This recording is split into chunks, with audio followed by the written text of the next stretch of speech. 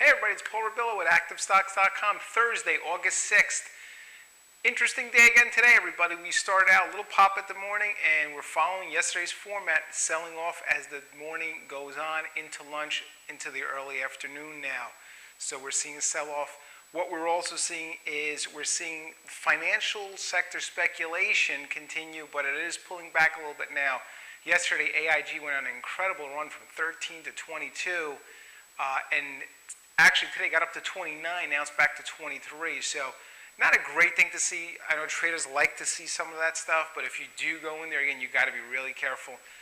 But from a long-term standpoint, you don't really want to see a lot of that speculation that you're seeing there with the AIGs and the Fannie Maes, you know, the 60 cents and the 70-cent stocks. So we don't really want to see a lot of that.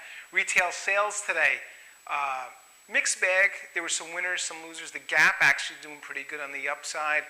Buckle, Inc., BKE not doing so well on the downside. Also, high beta stocks, a lot of stocks that move more than the market. Seeing a lot of them pull back today. Priceline, NetEase.com, Research in Motion also pulling back. Again, these are the names that are going to move more than most of the other stocks, and today you're seeing the high beta pull back as well. Gold is down a little bit. Oil is down, but coming off the lows now as we see it. Bonds are up just slightly as rates pulling down a little bit. Bond buyers sort of fleeing into safety of bonds right now. Let's talk about shorting real quick, everybody.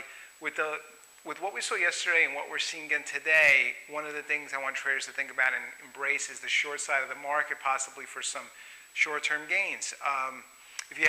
If you have never done so, one of the things you want to make sure you do is if you do enter a short sale position, I would recommend that you contact your broker. Have them walk you through it so that you don't mix anything up. Again, for a lot of people that have never shorted before, it's always good to have your hand held, have your broker walk you through. And while you're on the phone and you enter your order, let's say, what I do want you to also do is put in your sell stop above that as well. So if you're shorting stock at, let's say, again, $18, that was the example I used before in the playbook, and the stock begins to move higher. Again, if that happens, you're losing money. Remember, shorting, you're expecting the stocks to go down.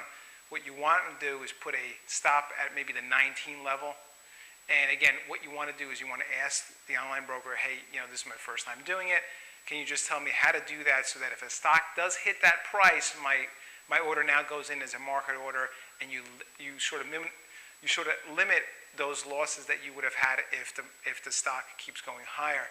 Now, think about it like this. If you haven't done it over the last 6 weeks, and we've gone pretty much straight up over the last 6 weeks, and you didn't use any of this defensive styles of sort of limiting your losses, just imagine how much losses right now you'd be sitting on as far as all the different short positions. It would be endless. I mean, some of these stocks have gone up 40, 50%, 60%.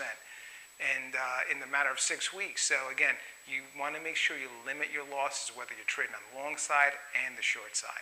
Everybody, listen, have a great day. We will see you guys tomorrow. Be sure to check out those playbooks and sign up for the free trial of ActiveStocks.com. Thanks.